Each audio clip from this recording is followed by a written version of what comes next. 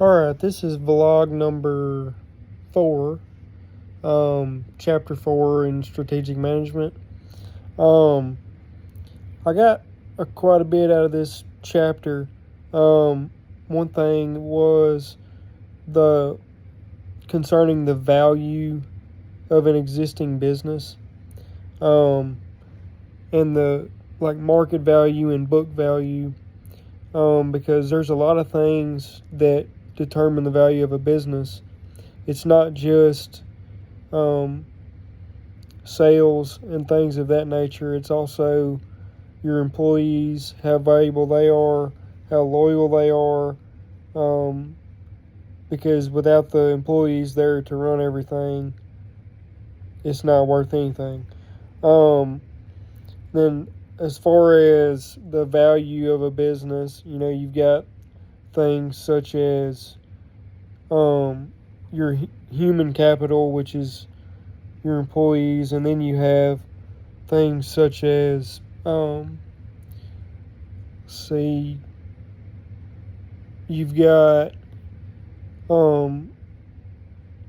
your assets, you've got you've got you've got your balance sheet, you've got your income statement, and your cash flow statement. That's what I was trying to get.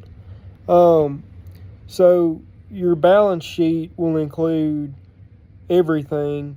Your expenses, it's going to be a line item by line item that shows your expenses, as well as your money that you're bringing in. And then you've got your income statement, which will show how much money you made after, with your expenses in there as well. And then your cash flow, your statement of cash flows will be everything after taxes, after salaries, after your overhead costs, your maintenance, utilities, any bills, anything that you had to pay out, that your cash flow will subtract all that out and show what you actually made, bottom line. But there's a difference in the book value of a firm and the market value. The market value, it's typically going to be a lot higher, because it's going to look at everything, like as far as like your assets, your employees, your reputation in that industry, and then your book value is just going to be like kind of like Kelley Blue Book on a vehicle. It's just going to be the price, I guess you could say the ongoing market per se of that industry. And it's typically, like I said, going to be a lot less, because it's not going to show everything that is involved in that business that will make it a lot more valuable.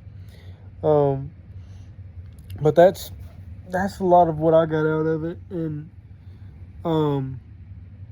I deal with, as far as the value and stuff of the employees, I was actually talking to one of our employees today about his situation and seeing his value and knowing how valuable he is, and making sure that he's compensated for that, because without good employees, your business cannot stand.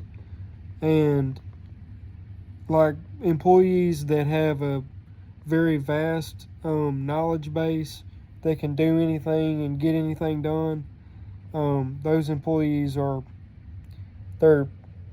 they're not hardly replaceable.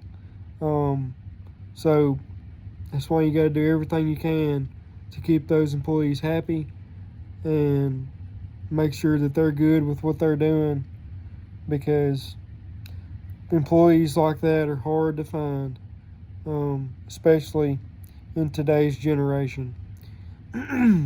So that's some of what I got out of this. So I enjoyed this chapter and look forward to learning more. Thanks.